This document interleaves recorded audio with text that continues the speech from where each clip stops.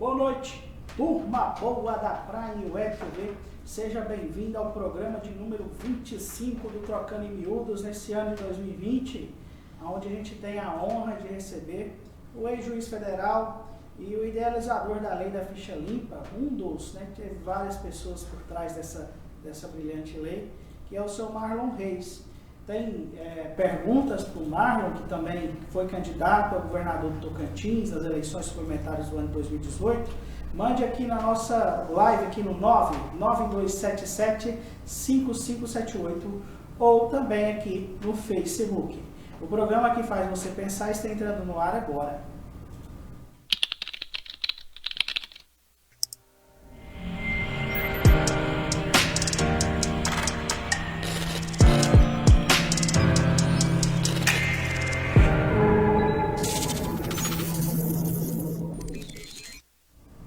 E o programa que faz você pensar está no ar agora, são 19 horas e 8 minutos, em Rio Verde, na capital das oportunidades.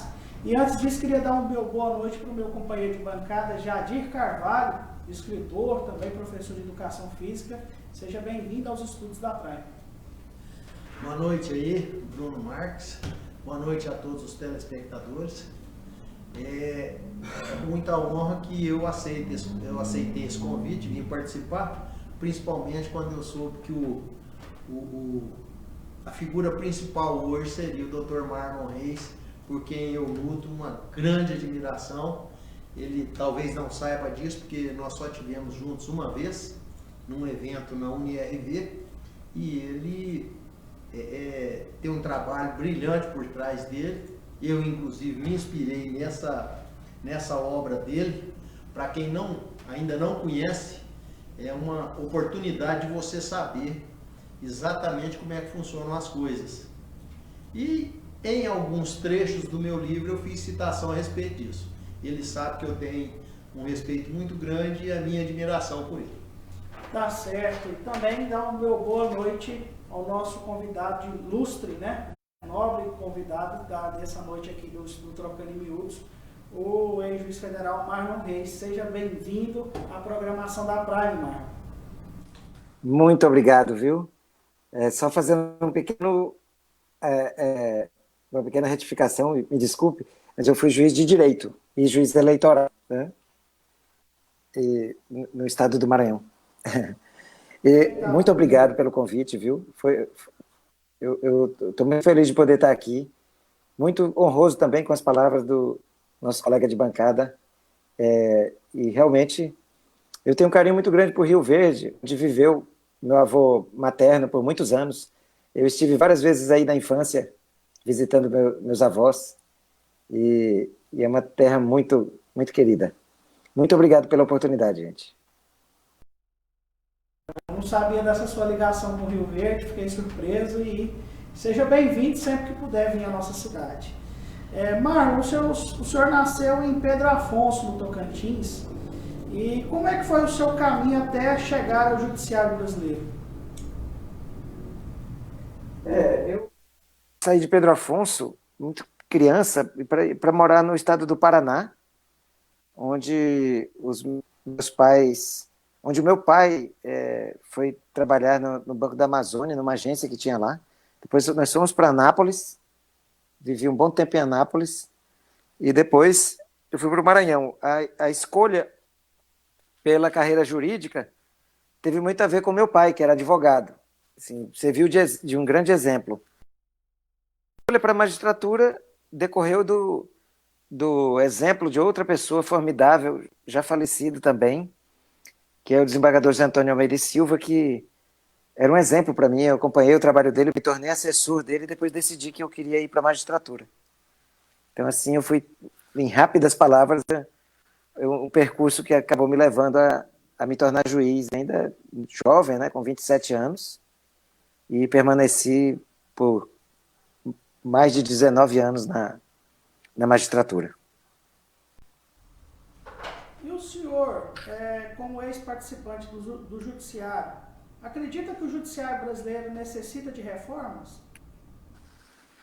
Olha, eu acho que no momento não. Acho que nós temos coisas... Na verdade, todo o sistema precisa de reformas, mas No momento, o que nós temos é outras urgências.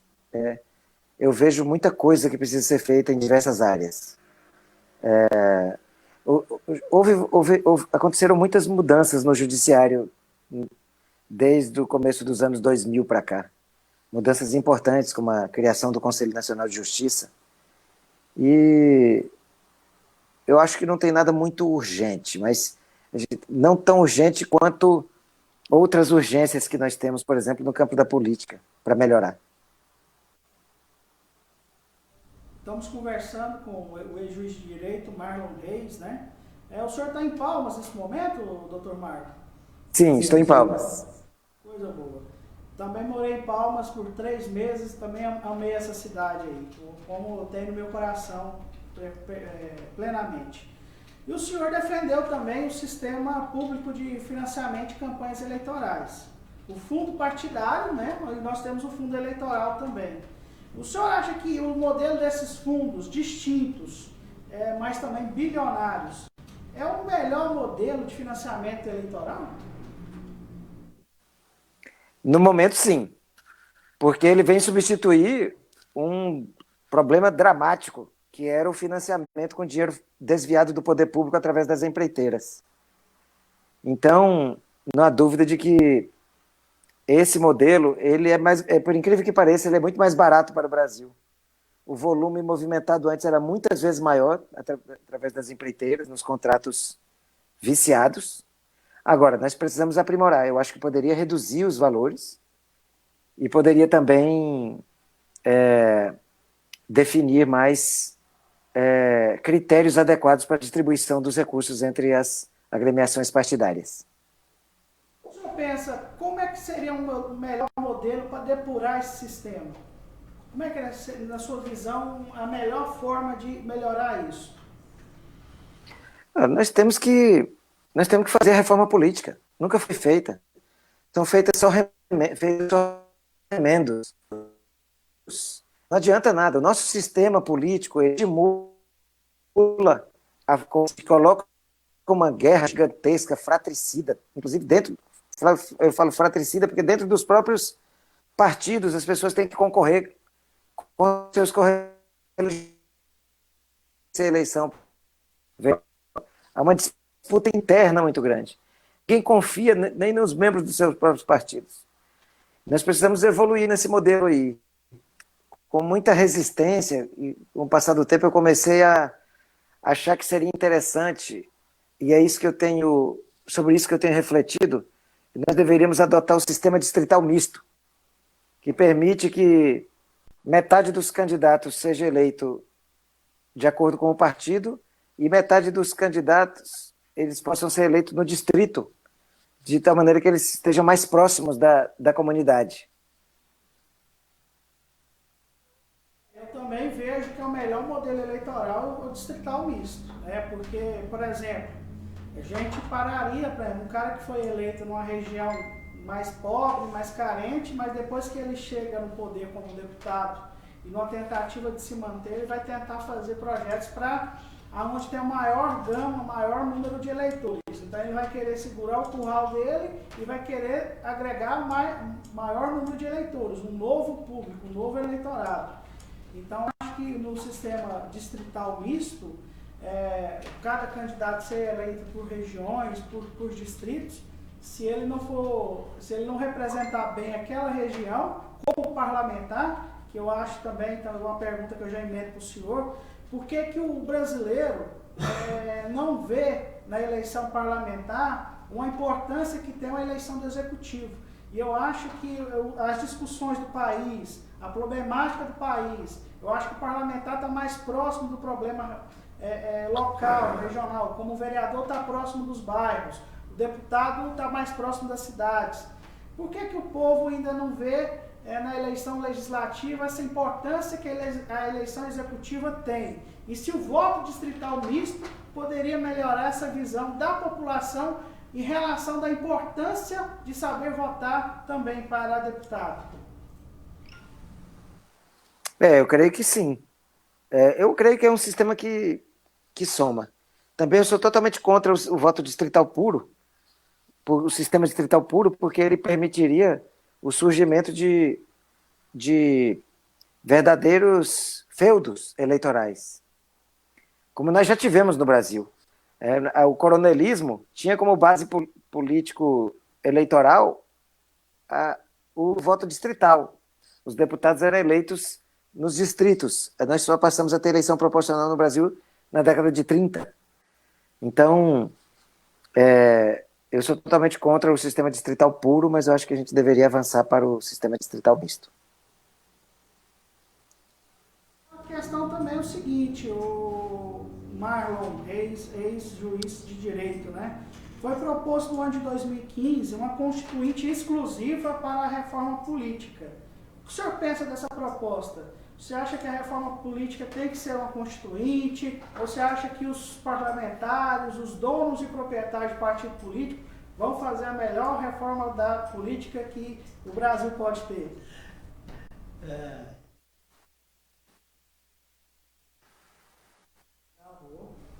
Esse é um dilema, porque o grande problema é que quem tem que mudar as regras do jogo são os próprios interessados.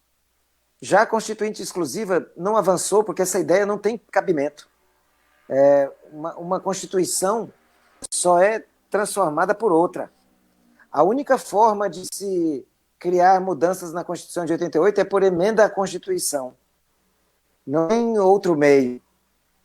Só se o Brasil decidir fazer uma nova Constituição. Não dá para fazer uma nova Constituição temática. É por isso que essa ideia não ganhou coro, porque ela não teve sequer respaldo entre a comunidade jurídica. Mas eu entendo que sim, o Congresso tem que parar, mas ele só vai fazer isso quando a sociedade se conscientizar e se mobilizar para fazer essa mudança e cobrar isso do Congresso. Até lá, como o sistema é o sistema eleitoral que permitiu que eles se elegessem, eles preferem continuar como está, mesmo sabendo que é cheio de defeito, do que arriscar um novo formato. Dá um comentário, uma pergunta para o Marlon. Me chamou a atenção uma coisa que ele falou logo ali, logo no começo da participação dele, que você logo emendou com a pergunta, e ele falou sobre reforma política. Ele deve ser bem mais novo do que eu, porque eu tenho 64 e ele deve ter lá seus 40 e poucos, 50 anos. E eu era menino, eu morava em Buriti Alegre, eu devia ter de 6 para 8 anos e eu já ouvia falar em reforma política. Agora, aqui no Brasil, o pessoal da política, eles até não gostam que eu falo isso, mas é um negócio que eu tenho e eu, graças a Deus, não estou devendo nada a ninguém, eu posso falar. Você deixar o cachorro tomar conta da linguiça é um negócio complicado. Você sabe que o cachorro vai comer a linguiça, né? E aí eles não vão ter coragem de mexer nisso. Agora, na sugestão do senhor seria fazer uma nova constituinte. E pelo que eu entendi, quem tem que pedir para que isso aconteça é a população. É isso mesmo que eu entendi. E como que a gente faria para a população abraçar essa ideia? Porque o povo hoje é assim, quem tem seus políticos de estimação estão satisfeitos com o que está acontecendo. Nós temos aqui até uma expressão que eu coloquei no livro, que o pessoal não gosta, de baba-ovos, puxa-saco e tal. Esses caras fazem questão que a coisa continue assim, e os políticos também. Como que o senhor sugeriria para a população entender que tem que mexer? Bom, esse é um trabalho, esse é o grande trabalho. É a grande dificuldade, porque nós precisamos mobilizar a população para um tema extremamente complexo. Eu acho que nós precisamos aprender com a experiência da Lei da Ficha Limpa e de outras iniciativas importantes, a simplificar as ideias para conseguir fazer mobilização de alto nível com a comunidade, porque enquanto a sociedade não se posicionar sobre isso, não haverá reforma alguma. É por isso se fala. E agora, curioso, de um tempo para cá não se está mais nem falando. De um tempo para cá o assunto perdeu a vez. Deixou de ser uma pauta recorrente. Mas nós precisamos fazer com que volte à pauta. O senhor, Marlon Reis, o multipartidarismo é democrático? Muito democrático. E é muito importante que seja possível criar partidos. O problema nosso não é com a quantidade de partidos, é com a qualidade dos partidos. Não adianta nada ter poucos partidos ruins também. Nós precisamos ter partidos que sejam realmente representativos de valores corretos da sociedade. Não ter partidos de aluguel, ter partidos que defendam bandeiras verdadeiras. Então, a luta não é para diminuir o número de partidos, é para a partidária.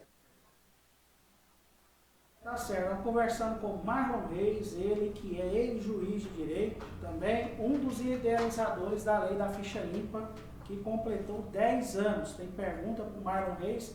Envie aqui na nossa live, aqui no Facebook, ou também pelo WhatsApp, no 992775578. Doutor Marlon Reis, em 2018, o estado do Tocantins teve uma eleição suplementar para governador. E logo em seguida teve as gerais, também para governador, mas nessa foi também possível votar para deputados, senadores. E eu te pergunto se foi saudável para a democracia do Tocantins ter duas eleições muito próximas uma da outra. E se não seria melhor o presidente da Assembleia naquela ocasião terminasse o mandato que pertencia até então Marcelo Miranda, para depois as eleições que já estavam agendadas para outubro pudessem ocorrer normalmente. Você acha que nessa eleição suplementar, candidatos como o senhor, como o Carlos Amasta, como a Cátia Abreu não foram prejudicados pela eleição do então atual governador Mauro Carles, naquela oportunidade, e depois ele não foi tão experimentado no mandato, e depois acabou sendo reeleito para mais 4 anos? A questão é se o Mauro Carles ficaria no restante do mandato por ter sido eleito para ficar até o restante do mandato, ou simplesmente porque ele era presidente da Assembleia Legislativa, porque era ele mesmo o presidente da Assembleia Legislativa. Então ele estaria no governo e como governador concorreria à reeleição. De qualquer maneira, não alteraria o cenário. Por isso eu acho, eu gosto de eleição. Eleição é importante. Então eu nunca vou ser contra as pessoas chamarem a sociedade às urnas para tomar uma decisão sobre suas vidas. Agora, cada um é responsável pelos seus atos, toma suas decisões, escolheram o governador Carles e agora se defrontam com um governo completamente incapaz, como nós havíamos anunciado. Mas escolheram no voto, e isso é democrático. Então eu nunca vou ficar contra a realização de uma votação, de colocar a população para decidir. E como é que o senhor avalia o governo do atual governador Mauro Carles na gestão da agricultura, no projeto, se ele tem projeto, se ele tem ambições de desenvolver o Estado? Como é que está a condução da pandemia do Covid-19 aí também no estado do Tocantins, principalmente no interior? A gente vê Palmas passando dos 600 casos, mas também a minha preocupação com o interior do estado, que é pobre, que é carente e que também precisa de um apoio fundamental do governo estadual. Como é que está a situação do Covid-19 aí no estado do Tocantins? Tanto a prefeitura de Palmas quanto o governo não sabem lidar com o problema. Não se vê pronunciamento nenhum do governador sobre o assunto.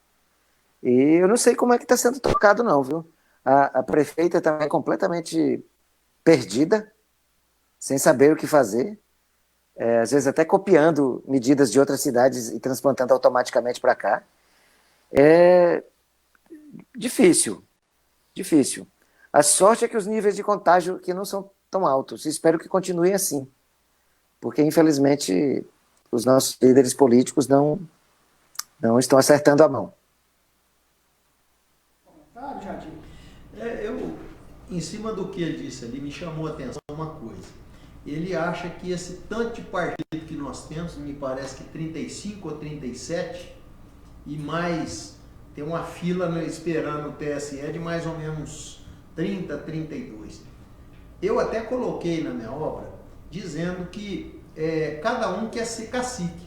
Então, por exemplo, eu estou num partido X, aí eu estou começando a perder o espaço, aí eu vou e crio um partido para mim, para eu ser o chefe. E normalmente, eu sou crítico demais, mas lá nos Estados Unidos, onde tem aqueles índios, tem aquele cacique que usa a pena, né? Então os caras estão querendo ser o cacique. Eles não querem ser subordinado, nem receber ordem. E eu acho que isso acaba conflitando com aquilo que o senhor mesmo disse de partido de aluguel. Nós já passamos muito por isso aqui em Rio Verde mesmo, aqueles partideco nanico, aí o cara, não, vou lançar um candidato a prefeito e coisa, só para fazer movimento e barulho, e depois aí ele fica esperando o que está pleiteando com mais chance, chega nele e fala, ó, eu te dou 500 mil reais para você sair da brincadeira. Não é mais ou menos assim, doutor? E só uma outra questão.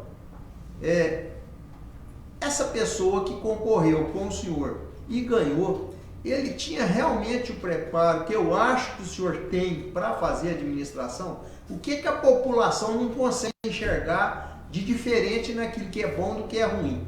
A gente vê isso demais hoje.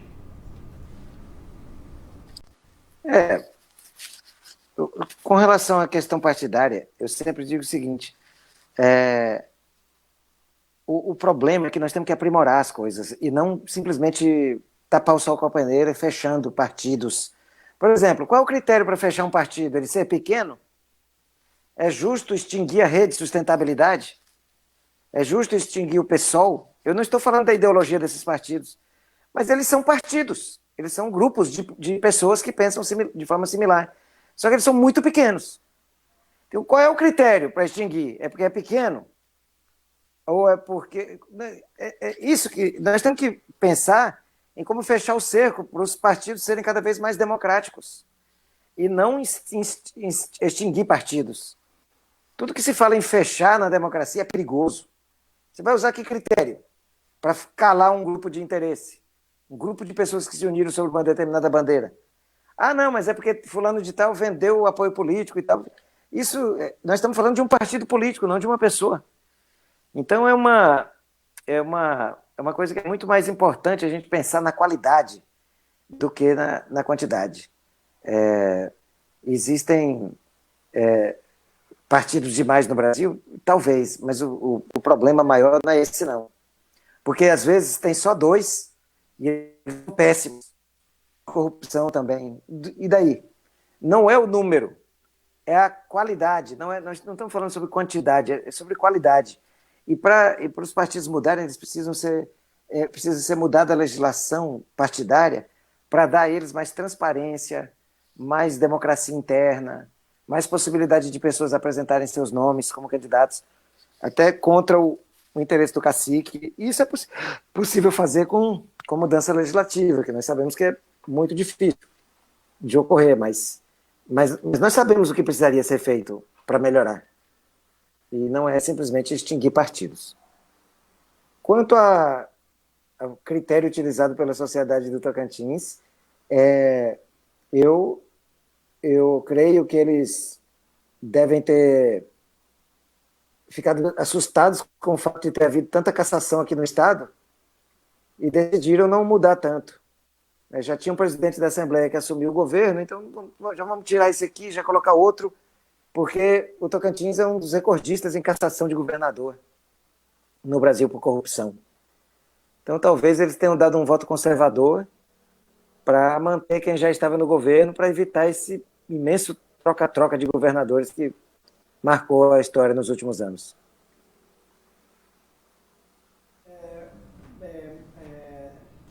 O ex-juiz federal Marlon Reis. Estava esquecendo aqui a sua função, Marlon, me desculpe. O estado do Tocantins tem minha idade. Eu tenho a idade do estado do Tocantins. E assim, ver esse relato seu de que o estado é o caçula, é o mais jovem estado brasileiro, com um recorde de governadores cassados. Corruptos. É um problema da estrutura política do estado, desde a sua fundação. Eu sei que a história política da separação do Tocantins de Goiás vem desde o Império, desde o Imperador Dom Pedro I, né? com, Dom João, com a história do João da Palma, né? Também com a Revolução Armada, que mataram muitos revolucionários no Tocantins aí no século passado, né? Por que há esse problema político estrutural no Estado? O Estado também, ele na sua concepção, um núcleo de coronéis, é um núcleo político duro, de que não deixa chegar novas lideranças. Os partidos políticos não fomentam que o jovem se aproxima deles. Como é que faz a gente renovar tanto a política do Estado de Tocantins como a política brasileira? E outra pergunta que eu emendo. Nessa dificuldade de ter espaço dentro dos partidos políticos, como o senhor disse no início da sua fala, que a gente tem que disputar as prévias, as candidaturas independentes não seriam um passo importante também para ser discutido numa possível reforma política? É o seguinte, a tendência, a reação natural das pessoas é procurar se afastar da política e de tudo que pareça a política, por conta de algumas decepções. Mas eu entendo que as candidaturas avulsas não são algo bom. As eleições, elas sempre eram com candidaturas avulsas, historicamente. A retomada, assim, a construção da democracia a partir dos séculos 17, 18, ela vem com pessoas sendo eleitas individualmente. Só que isso gerou tanta corrupção que você não pode imaginar. Por quê? Eram interesses pessoais que entravam em jogo mais, não tinha mais nem grupo. Era só o interesse daquela pessoa. Pela porta aberta para uma candidatura individual de uma pessoa sem partido, e que seja do bem, pela mesma porta pode passar um narcotraficante, por exemplo, que os partidos não quiseram aceitar. E ele, se ele não tiver uma condenação colegiada, ele pode ser candidato. Ele pode ter 3 condenações ou inquéritos por narcotráfico, se candidatar sem precisar de partido e com o seu dinheiro do cartel de drogas ser eleito. Então, a gente tem que pensar no sistema como um todo, né, de maneira inteligente, no sentido de evitar ingenuidade numa matéria em que não se pode ter ingenuidade. Abrir a porta da eleição para indivíduos não ajuda em nada.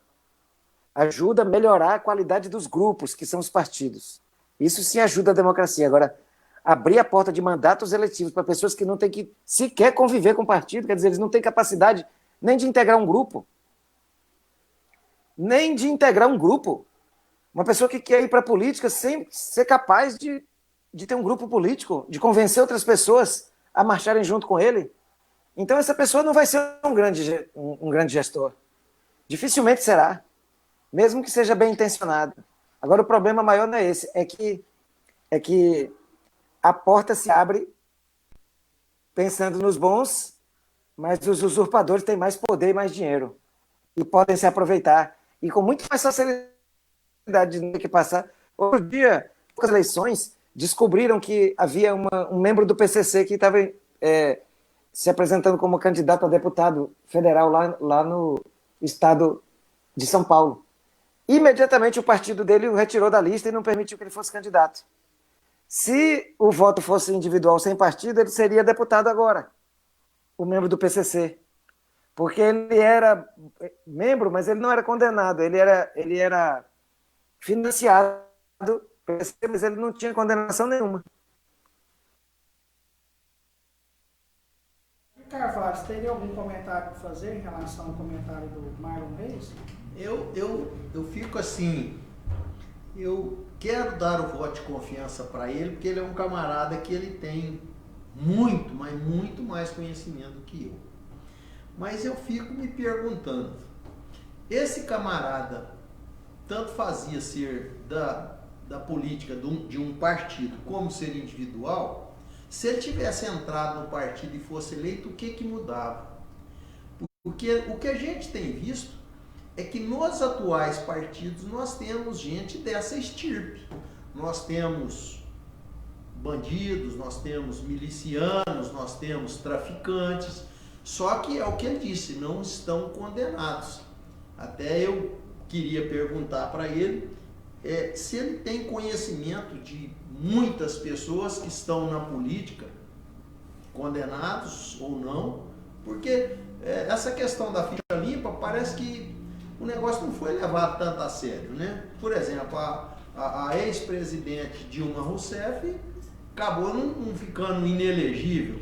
Então a lei parece que ela deu uma vacilada. E se nós temos realmente gente que está na política e que não deveria estar. Isso, complementando isso aí que eu estou dizendo, se não seria interessante fazer a eliminação dos partidos, ou como ele sugeriu lá, não pode cortar, qual seria o critério?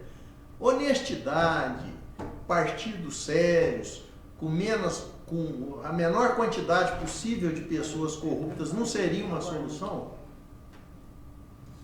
Nós estamos com um problema técnico direto de Palmas, do Tocantins, o Marlon participando com a gente aqui do programa, ele deu uma caidinha aí e a gente está tentando ver com ele se ele consegue retornar. Assim que ele conseguir retornar, a gente continua a entrevista. Enquanto isso, eu vou falando do Jadir, vamos falar do livro dele. Jadir, fala um pouco aí da sua obra, o que ela fala realmente aí, falando um pouco aí da política, baseado no livro do Marlon Reis, nobre deputado.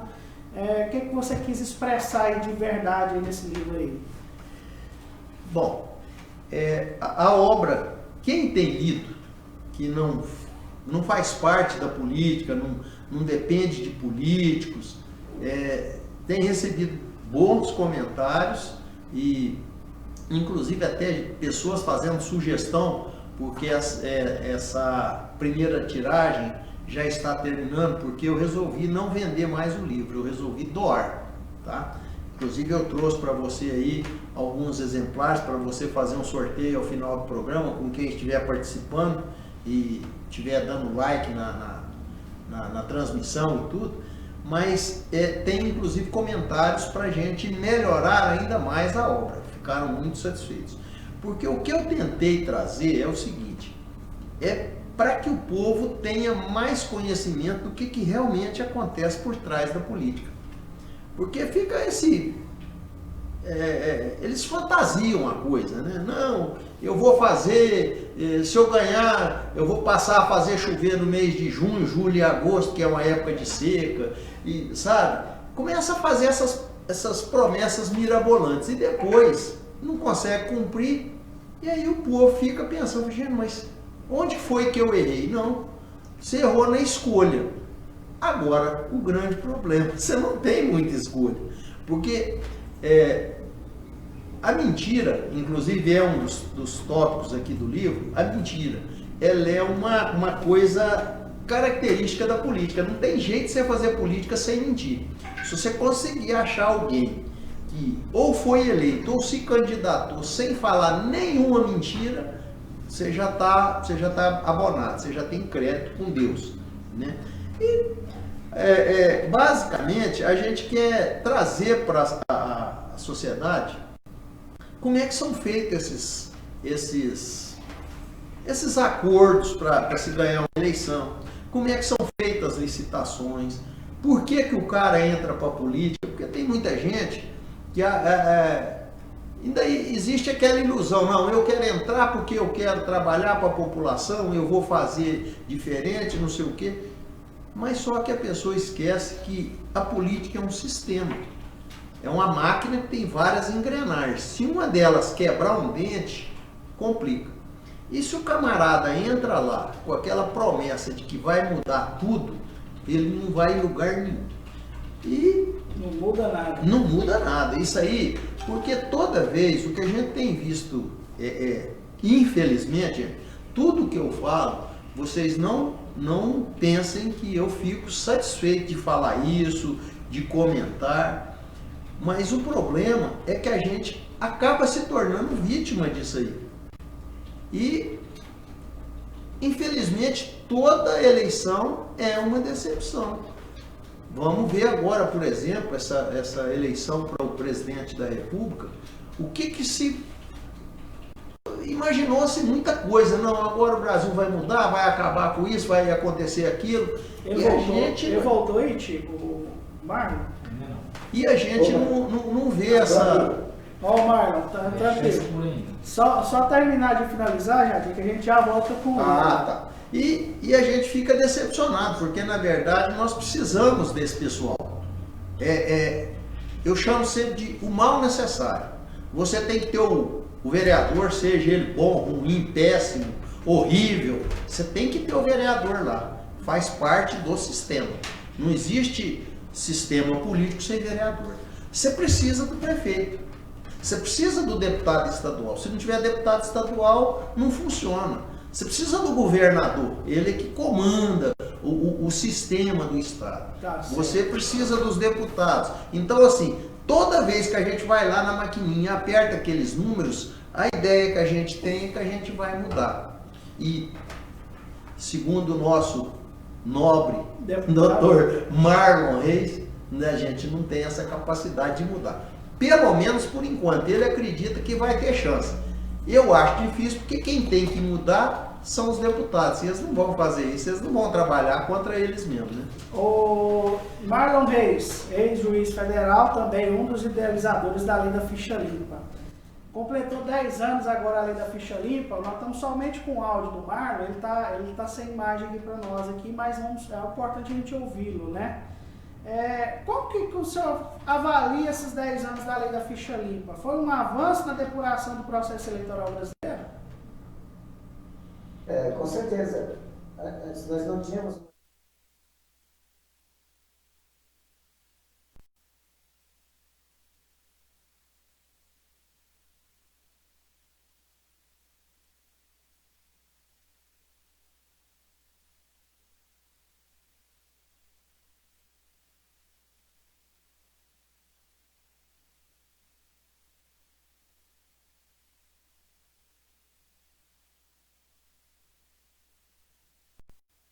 Ironia da vida, o homem que sancionou a lei caiu nas garras da mesma. E hoje ele é um crítico ferrenho, né, da lei que ele mesmo sancionou. Sinceramente, doutor Marlos, a lei da ficha limpa foi discutida exaustivamente com a sociedade. A sociedade viu sobre os seus prós, os seus contras. Houve muitas alterações do projeto original que foi encaminhado para o Congresso.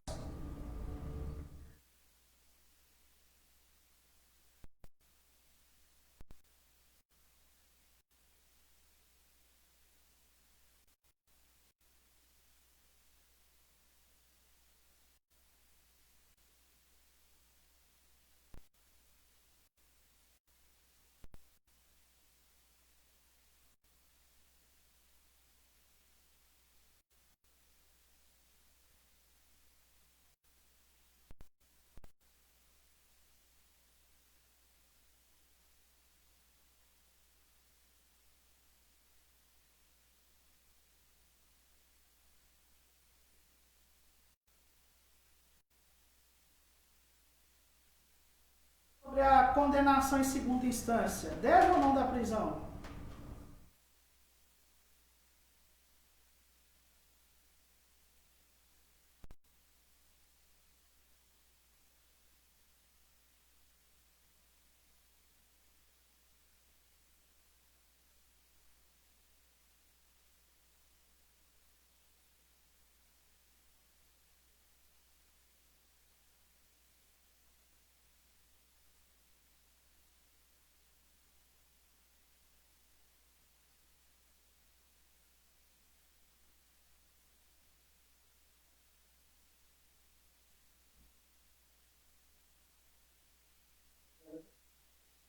Agora, se a pessoa estiver praticando algum ato, tentando fugir, ou então ameaçando testemunhas, ou desaparecer com alguma prova, ele pode ser preso e continuar preso até o final. Mas aí é caso a caso, não automaticamente. Agora, no Congresso Nacional, nesse ano de 2019, 2020, no governo Jair Messias Bolsonaro, foi sancionada uma lei do juiz de garantias. Foi incluso na lei, né, lá também a lei de abuso de autoridade. O senhor acredita na viabilidade desse juiz? é um modelo excelente que vigora em vários países e ele pode tornar mais imparcial o julgamento. Porque o juiz, quando está na fase da prova, ele tende a se aproximar muito de uma tese. E ele pode, às vezes, comprometer um pouco o julgamento final, a imparcialidade. Então, essa medida é uma medida muito interessante.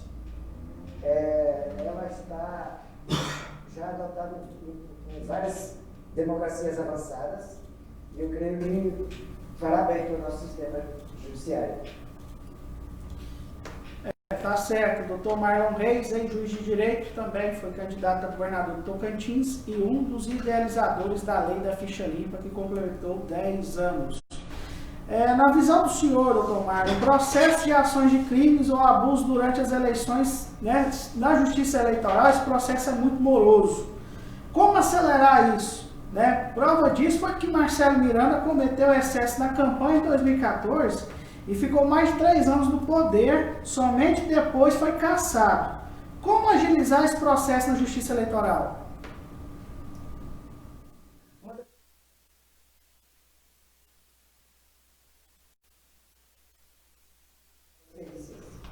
Que a justiça eleitoral não dispõe de um corpo próprio de peritos para avaliar a qualidade das provas, acaba se enviando muitos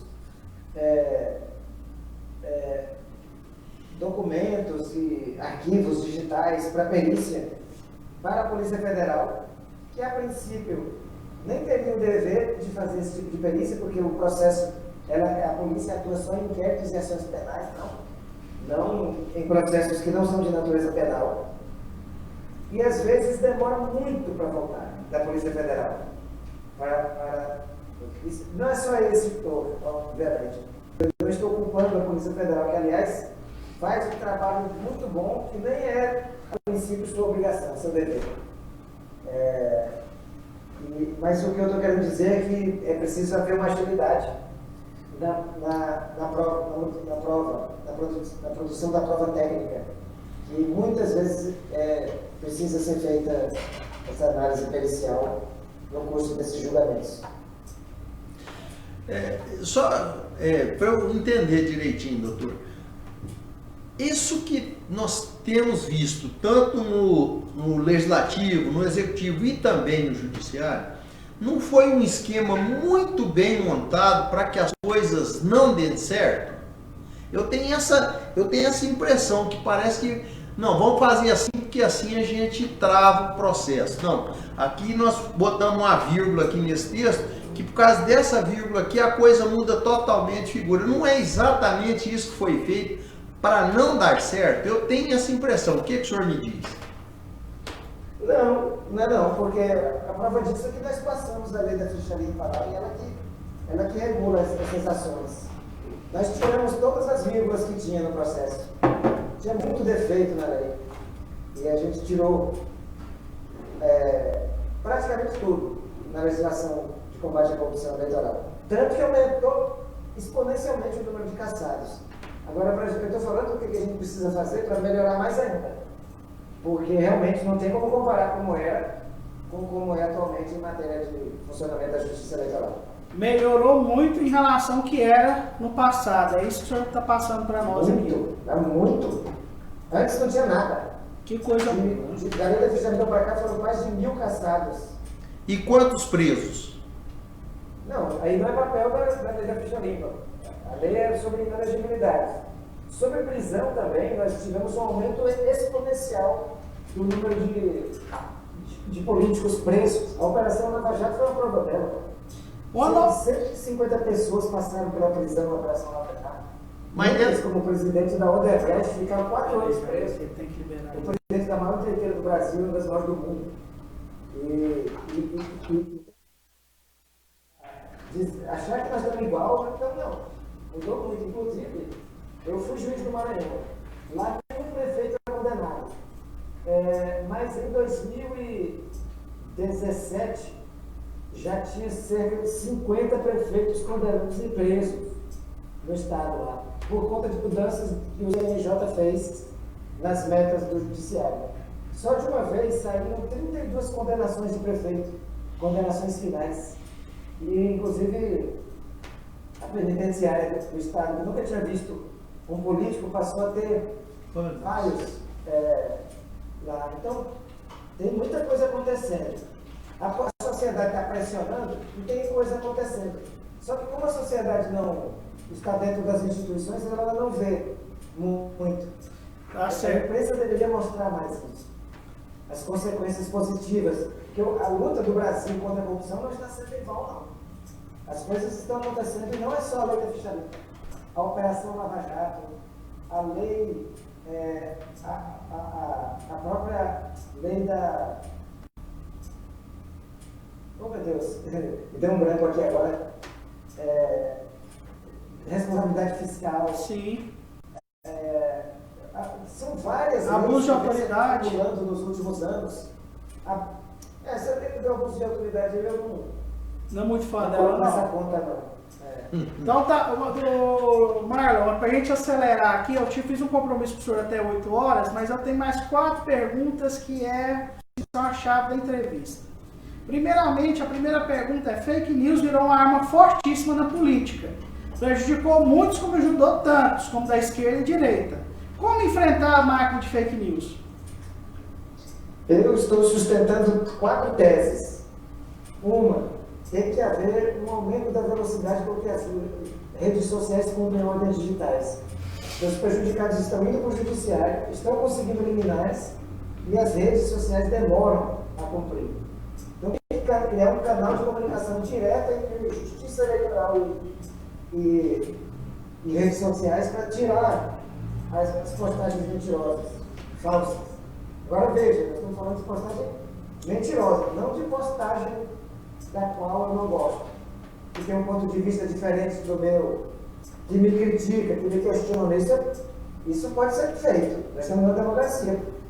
Agora, a fake news mesmo, bom, aumentar a velocidade da resposta das redes sociais às decisões judiciais, responsabilizar diretamente os candidatos beneficiados, responsabilizar quem pagou por isso, porque tudo isso tem custo, e, por fim, dar aos que praticam fake news, se tiver mais de 3 pessoas envolvidas na distribuição de fake news, eles têm que ser tratados como membros de organização criminosa e não simplesmente como praticantes de um crime contra a honra, que a pena é muito baixa. E como é que o senhor avalia a passagem do ministro Sérgio Moro pelo Ministério da Justiça? Foi válida a passagem dele por lá? Eu acho que foi válida. Acho que não teve oportunidade de trabalhar, porque não levaram adiante os projetos que ele apresentou. E acho que ele tentou cumprir o seu papel, mas isolado não conseguiu fazer muita coisa. Tá certo. Também tem mais uma pergunta aqui, é o seguinte, Marlon Reis é juiz federal também, foi candidato a governador do Tocantins e um dos autores da lei da ficha limpa. Nós temos exemplos de ex-juízes que entraram na política, como é o caso de Wilson, né? Flávio Dino, Sérgio Moro, juíza Selma do Mato Grosso, o juiz Odilon lá do Mato Grosso do Sul. O senhor, eles e o senhor deixaram também a magistratura para ingressar na vida política, na vida pública. Esse processo de juízes entrarem na política não pode macular a imagem do judiciário, questionar futuras sentenças passadas que possam prejudicar futuros adversários políticos, por exemplo? Bom, no meu caso é completamente diferente de todos esses mencionados aí. Porque eu não saí da magistratura para ir para a política. Eu saí para advogar. E saí em 2016. No final de 2017, eu fui convidado e convencido a ser candidato no estado onde eu não morava, que era o Tocantins, mas era o meu estado natal. Só então eu decidi fazer isso. Além do mais, eu nunca divulguei minhas sentenças para obter algum tipo de notoriedade. Eu fiquei conhecido por conta da lei da ficha limpa, que é uma atividade que eu pratiquei como cidadão, não como juiz, nas minhas horas vagas.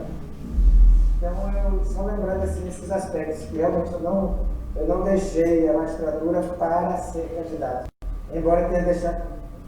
Agora, os juízes não são menos cidadãos. Eles têm direito de participação.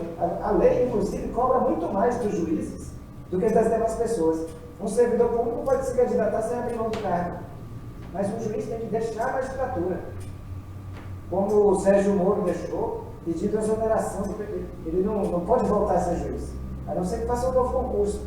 É o mesmo caso meu. Então a lei já exige muito dos juízes que queiram ser candidatos. E como é que o senhor está acompanhando esses ataques sistemáticos às instituições como o Congresso, o STF, a Unidade Federativa e outros? O que o senhor pensa desses movimentos? Olha, não se pode criticar as instituições. Você pode até criticar pessoas, mas as instituições, numa democracia, você tem que fortalecê-las. E um país que não respeita o próprio poder judiciário, não respeita mais nada. Então é preciso, eu olho com assombro pessoas ameaçando de morte o ministro do Supremo, dizendo que vão entrar no Supremo até a fogo lá e atirar pelas portas. É muito triste esse momento. É preciso que haja responsabilização séria dessas pessoas. Também, o Marlon Reis, eu sou um entusiasta de políticos que tenham projeto, que tenham também, olha para a questão do desenvolvimento regional, social. E a gente conhece o Tocantins e sabe que nós temos uma região a região mais rica para a agricultura, mas ela também é a nova fronteira agrícola, que é a região do Mato Piba, né, que é o Maranhão, Tocantins, Piauí e Bahia. O que o senhor acha que deve ser feito nessa região para desenvolver esses estados, mas também desenvolver a economia do estado do Tocantins, que é o caçula da Federação do Brasil? Eu acho que essa região é muito rica, e além do mais ela é entrecortada por rios gigantescos, grandes bacias hidrográficas, como os rios Parnaíba, São Francisco e também o rio Tocantins. Há muito a se fazer em integração econômica, mexer com a parte de logística. Há muito a se ganhar também com a proteção ambiental de áreas importantíssimas. Por exemplo, a Chapada das Mangabeiras, ela é um divisor de águas que recebe águas da chuva que vão depois abastecer 3 bacias hidrográficas gigantescas dos rios que eu mencionei. Então, essas áreas têm que ser protegidas para garantir o grande volume de águas desses grandes rios. Mas esse é um assunto gigantesco. Eu tenho toda uma análise da região, do estado do Tocantins. Estudei muito o tema para ser candidato e eu só queria apresentar essas rápidas pontuações aqui agora. Tá certo. Marlon, eu gostei muito da entrevista, né? Gostaria de deixar aqui as portas da Prime abertas para você, principalmente também para a gente discutir um pouco dessa questão do desenvolvimento regional. Eu tenho, por ideologia mesmo, de acreditar num projeto nacional de desenvolvimento e de acreditar que o Brasil só pode ser independente a partir do momento que ele começar a se desenvolver internamente, dele olhar para dentro de si, esquecer um pouco o exterior, esquecer um pouco outros países e começar a valorizar o seu povo, a sua gente, querer buscar tecnologia, lógico, com parceria com outros países também, com desenvolvimento, mas lógico, pensando sempre no Brasil em primeiro lugar. Eu espero que a gente possa ter uma outra oportunidade para discutir esse desenvolvimento regional do Tocantins, também de toda a região norte. Você também conhece muito o Maranhão e também precisa desse projeto, não só o Maranhão como o Tocantins, mas todo o Brasil. E também desejo sucesso aí, que você venha aí a candidato a deputado estadual, ou deputado federal, como eu vi aqui algumas notícias na mídia tocantinense, especulando isso. E também falar aí para o povo do Tocantins que eu gosto muito desse estado, eu gosto muito desse povo e tenho a impressão de que um dia voltarei a essa terra aí, se Deus quiser. Um forte abraço, Marcos, despeça do nosso público. Forte abraço, muito obrigado, viu? Aos dois, me senti muito bem acolhido e foi muito boa a nossa interação aqui. Um grande abraço, boa noite e um ótimo final de semana para todos e para todas. Boa noite, Marcos. Jardim Carvalho, o que você achou da entrevista, do bate-papo? A gente teve que correr porque ele teve um probleminha técnico e também estava acordado com ele até as 20, então a gente tem que entregar às 20 para ele. Ele dispensa comentários. Ele é um cidadão fantástico, um cara que tem muito conhecimento, deve ter muito para acrescentar na política, principalmente, se ele conseguir chegar lá, porque isso é que deixa a gente preocupado, porque um cidadão desse, não sei se ele já pleiteou a vaga de deputado federal, um camarada desse dentro do Congresso Nacional, ele poderia somar muito, apesar de que ele vai enfrentar um clima ruim lá, porque lá é o seguinte, eu tenho a impressão, isso é a impressão do Jadir, quem não quiser aceitar não é obrigado, não, que lá existe uma cartilha com alguns artigos importantes. Primeiro artigo, aqui você tem que ser de acordo com o que os outros, a maioria pensa, e por aí afora, porque a gente às vezes vê pessoas que a gente acreditava que poderiam fazer a diferença e chega lá, o cara fica meio apagado, aquela história da andorinha só não faz verão. Infelizmente, nós temos que respeitar o voto dos milhões e milhões de idiotas que tem título de eleitor. E isso é um negócio chato de falar, porque o voto de um cara idiota tem o mesmo peso de um voto de uma pessoa que tem instrução, que tem conhecimento, que tem boa intenção. Responsabilidade, porque o duro é que o idiota, ele é facilmente convencido. Ele acha que se votar errado é fácil derrubar o que ele quer. Não, eu voto aí, se eu não gostar eu vou lá e tiro. Não é assim que funciona. Para você tirar uma pessoa, depois que você apertar aquele botãozinho verde, meu amigo, talvez você já morreu e ele ainda está vivo e ainda está lá. O que nós temos visto aí diante da justiça. Porque, como ele falou lá, a justiça tinha que ser mais ágil, mais rápida. Não sei se é falta de pessoal ou se é falta de interesse, ou as duas coisas conjugadas. Mas você já imaginou um cidadão desse ali fazendo leis, mudando o que tem lá na Constituição, essa coisa? Porque o duro é o seguinte, a gente vê na Câmara, nas câmaras, né, de vereadores, a gente vê nas assembleias legislativas, cara que não tem a menor aptidão para a coisa, porque, gente, é como você chegar para mim agora e falar assim, Jadir, o piloto do avião está sentindo mal, você vai pegar o avião e descer com ele. Eu não tenho essa habilidade. Aí você pega lá e põe um idiota para ser vereador, você põe outro idiota para ser deputado estadual e põe outro imbecil para ser deputado federal. Você quer que aconteça o quê, gente? E outra coisa mais importante, isso é o que todo mundo tinha que saber, porque eu só tenho direito de um voto para um deputado federal. Digamos que eu seja um pouquinho acima da média da inteligência do idiota e escolho o melhor cara que tem na lista.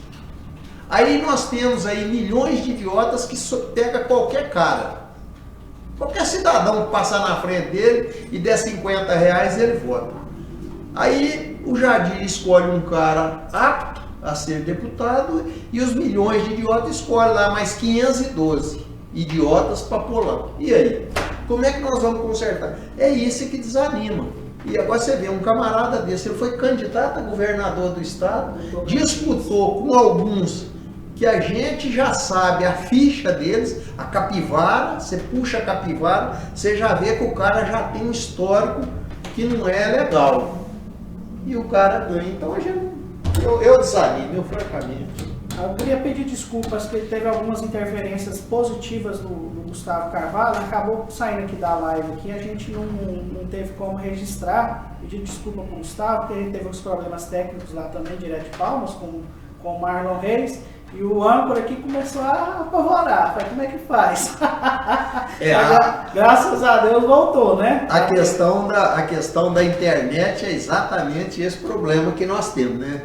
Isso aí, a gente ouve diariamente aí as rádios reclamando que hoje não vai poder botar as participações dos ouvintes no ar, porque a internet, que também é um assunto que eu gostaria de lançar para você, que eu sou um camarada que eu vi a sua facilidade de conseguir se aproximar de pessoas que a gente nem imaginaria, você levantar a questão das comunicações no Brasil. O próximo convidado é Hélio Costa, ex-ministro do governo Lula aqui no Trocando em Eu Miúdos. estou falando que o cara é o cara. É o cara, né? Mas eu ia te sugerir exatamente um assunto parecido com isso, quer dizer, relacionado a isso, que é o seguinte. Eu não sei se você se lembra, na época que foi feita aquela escolha milagrosa, que o Brasil ganhou para ser sede da Copa do Mundo. Foi uma farsa, né? Mas não real, né? Foi uma farsa. Aquilo ali foi uma brincadeira. E aí o Lula pulou no colo do presidente da CBF, do presidente do Comitê Olímpico, aquela coisa, porque eles falaram, agora aqui é a senha, agora nós vamos meter a mão mesmo. Bom, mas aí, uma das promessas era exatamente que o Brasil ia melhorar as comunicações de tal forma que, se você caísse dentro de uma cisterna com o celular, era para ele funcionar. Você lembra disso? Nós estamos numa cidade pujante, igual o Rio Verde. E eu não estou sozinho. E o que acontece? Você sai daqui de Rio Verde, que é uma cidade pujante. Né? Aí você vai para o lado de Aparecida do Rio Doce. A 5 quilômetros daqui não tem sinal de celular. Aí você vai para Montevidéu.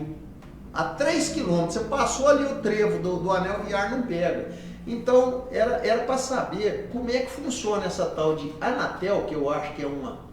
Não vou falar, não. Eu vou poupar vocês de ouvir isso. Aqui nós temos essas agências, Anatel, como é que chama a outra? ANEEL, AGR. Se você misturar tudo... então, deixa para lá. E aí você sabia desse povo por que isso aí não foi à frente. Porque a gente paga taxas caras, é um país que poderia ser fantástico, mas nós temos um país maravilhoso com as coisas que não funcionam. Você vê aí hoje essa questão da internet aí, o samba que ele deu na gente. Tá certo. Também registrar as participações ali do Gustavo, que está acompanhando o programa, do Lazinho Cruvinel, Lazinho lá do Montevidéu, futuro vereador do Montevidéu. Aquele abraço, Lazinho. O Narli Campos também está acompanhando, também o grande Narli, lá da loja de tintas ali no Santo Agostinho, né? Se precisar de tintas e qualquer coisa, procure lá a loja do Narli também, pintor também, grande pintor aqui da nossa cidade.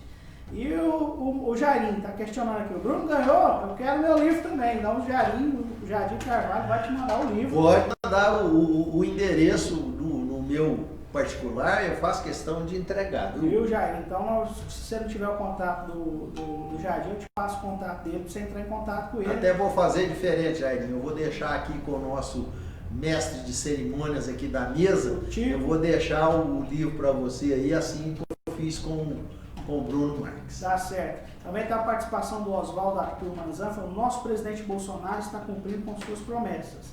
Não faz mais porque a banda podre da política não deixa sem contar, claro, com o nosso ergonômino STF. Então, tá aí também a participação do Lazinho Cruvinel, agora foi um grande Jadir Carvalho, tive a oportunidade de ser agraciado por este livro, muito bom mesmo, parabéns. E o Lazinho complementa: 26 anos de deputado, esse Bolsonaro não tem um projeto bom para o seu estado. Agora o presidente também não fez nada e não vai fazer nada no Brasil. Essas são as participações, Jadir. Essa questão aí, o Bruno, é importante a gente salientar o seguinte. Quem é apaixonado pelo lado da esquerda, principalmente Lula, Dilma, esse povo, não adianta você falar nada contra que não vai convencer. É santo. É uma coisa assim, não adianta. Tem cara que acha bonito até um homem. Hoje está na moda o homem achar um homem bonito, né? Mas o outro lado também, a extrema direita, tem que largar essa paixão louca. Então assim, a gente tem que ter a visão clara do que está certo e do que está sendo feito errado. E sem paixão, eu vou te contar, rapaz, a paixão é um negócio perigoso, porque você fica cego, e aí é onde fica o perigo da coisa, é exatamente essa paixão. Tem cara que comete até loucuras por causa de uma paixão. E aí, gente, é o seguinte, vamos ser ponderados, vamos analisar a coisa. Eu acho que o fulano fez isso aqui, não foi bom, legal. Então, beleza, mas ao mesmo tempo ele fez isso, foi legal. Agora, a coisa funciona da seguinte forma, o cara que é apaixonado pela esquerda, ele só acha que a esquerda faz coisa boa e que a direita só faz coisa errada. Você acha que... E vice-versa. Isso não pode ser assim. Eu posso errar tentando fazer uma coisa certa e posso acertar, às vezes, com a intenção de errar, mas a gente tem que ser ponderado. Você acha que nessa tentativa de querer falar assim, de querer elogiar o governo, a gente vê falhas e erros em algumas coisas na gestão Bolsonaro, não é uma tentativa desesperada de que se ele errar, ou também na questão daquela vibe, eu tenho que torcer para dar certo. Eu acho que a gente não tem que ficar torcendo, tem que viabilizar projeto, tem que ter ideia, tem que ter caminhos. Você acha que não é isso, nessa tentativa de torcer para dar certo, para que a esquerda não possa vir depois, e ao medo desse eleitor bolsonarista, a esquerda voltar ao poder? Essa questão aí da esquerda com o Bolsonaro foi o seguinte, o Bolsonaro, na verdade, a maioria da população sabia que ele não tinha preparo para assumir aquele cargo. Isso é uma coisa, não precisa discutir, todo mundo sabe, né? Só que as pessoas achavam, e ainda acham, que ele ia se cercar de gente que podia ajudá-lo a conduzir a coisa, porque às vezes, como eu disse aquele exemplo meu, eu chego e falo, não, você tem que assumir o avião. Eu não tenho nem noção, mas eu sei que se eu puxar o manche para cima, o avião sobe o bico, se eu empurrar o banco. Agora, se o cara falar para mim, ó, Jadir, esse reloginho aqui é o altímetro, aqui você tem noção da altitude que você está em relação ao mar. Quer dizer, se eu me cercar de gente que possa me auxiliar, às vezes eu consigo pôr o avião no chão. Que é o que todo mundo acreditou que o Bolsonaro ia fazer. Só que parece que a coisa não engrenou. A ideia era essa. E agora, o pessoal que está do lado do Bolsonaro, às vezes não quer aceitar que tem algumas coisas que não estão dando certo. E não é torcendo para dar errado, porque a gente sabe que nós estamos no mesmo barco. Se o barco afundar, vai morrer todo mundo, não vai salvar ninguém. Não tem ninguém de colete salva-vida. Mas o povo ainda não entendeu isso. E o pessoal da esquerda está fazendo exatamente isso. Mesmo que o cara acerte, como ele tem acertado em algumas coisas, eles torcem para dar errado. Olha, deixa eu te falar só uma coisa, só para você ver como é que é a situação. Eu ouvi hoje uma pessoa dizendo que o Bolsonaro é que trouxe o vírus da China para cá. Que o Bolsonaro criou o vírus. Eu falei, gente, não é possível que o camarada em sã consciência fale uma barbaridade dessa. Porque agora, qual que é a grande questão nossa? Sempre a gente tem que arrumar um culpado. Eu nunca sou o culpado. Se o avião caísse, eu estava tentando segurar ele. Mas se ele cair, a culpa foi do Jadir. E eu estava tentando salvar o avião, mas caí. O controle do avião era seu, né? Agora o povo falar um negócio desse, rapaz, tem gente que está falando que a culpa do vírus é do Bolsonaro, que está morrendo muita gente é por culpa do Bolsonaro, então... tem isso também, né? Tem que aqueles que exageram nos elogios. Isso, e exageram nas críticas. Exageram nas críticas. Tem que ter o balanceio. Agora, se ele escolher o ministro da Saúde que tenha condição de fazer o que tem que fazer, o ministro da Educação que esteja fazendo o que tem que fazer, aí ele pode até não saber nada, ele dá conta de pôr o avião no chão. Agora, se ele pegar gente que não dá conta, ele está enrolado. O Pablo Pioneiro está falando que o papo está muito bom e gostaria de receber o livro. A gente está sorteando o livro do Jadir Carvalho, eu só não deixei claro aqui na live o seguinte, que é para os moradores de Rio Verde. Também muita gente de fora que está acompanhando a nossa live, porque o Jadir não tem a condição também de arcar com despesa postal e essas coisas. Mas ele está enviando sem custo nenhum, ele teve gastos, né, para ter esse livro, mas ele está doando gratuitamente para a população, para que a população entenda um pouco essa visão dele sobre o jogo político. E hoje a gente entrevistou o ex-juiz de direito Marlon Reis, que foi um dos idealizadores da lei da ficha limpa, que completou 10 anos, e também foi candidato a governador do estado de Tocantins. A gente tinha anunciado que seria o Major Vitor Hugo, líder do governo Bolsonaro, que estaria na bancada aqui hoje, mas o Major Vitor Hugo esteve na inauguração do hospital em Águas Lindas. Lá o Bolsonaro começou a olhar nos olhos do Caiado e eles começaram a se entender. Então, foi marcado um jantar agora às 19 horas no Palácio da Alvorada e o governador está lá junto com o Major Vitor Hugo na tentativa de reaproximar Bolsonaro de Ronaldo Caiado, mas vai ficar para uma próxima oportunidade, que até o próprio deputado me ligou pedindo desculpas, e eu achei muito bonita, muito elegante a atitude do deputado. Eu queria parabenizar o deputado Major Vitor Hugo pela elegância e pela educação que teve com esse apresentador, com essa emissora e com esse programa. Muito obrigado. Tá, Pablo? Só informa se você é de Rio Verde, se não for a gente vai entrar em contato contigo e eu vou te passar os dados para o Jardim Carvalho e entregar o seu livro, tá certo? Então quer receber o livro do Jardim Carvalho, Desmistificando a Política? Manda aqui na live, manda no meu WhatsApp, a gente encaminha para o Jardim Carvalho. Se for aqui da cidade de Rio Verde, for fácil a gente poder entregar, ou tiver alguém também que possa entregar esse livro até você, porque é difícil a gente mandar isso para outras cidades, porque não é barato, né? Correr é caro, né, Jardim? Eu até, se a pessoa tiver interesse em receber o livro, os custos do correio é apenas R$12. O livro eu vou dar de graça. Aí o cara só manda os R$12 para fazer o envio com o endereço. Pode mandar no seu WhatsApp, você retransmite para mim. E os de Rio Verde eu faço questão de entregar pessoalmente, tá? Autografado, porque nem um livro meu saiu sem autógrafo, porque é uma coisa que a gente faz questão de divulgar o trabalho e ser conhecido. E olha, gente, eu não tenho nenhuma pretensão política. Porque já vieram me perguntar, você vai ser candidato a vereador? Esqueça. Se depender disso para continuar a democracia, acabou a democracia. Jadir não entra, não. Tá, infelizmente. Jadir, gostaria de te agradecer por essa participação aqui com a gente, nesse bate-papo aí com o Dr. Marlon Reis. E seja bem-vindo aqui sempre que precisar. A porta da praia está aberta aqui para você.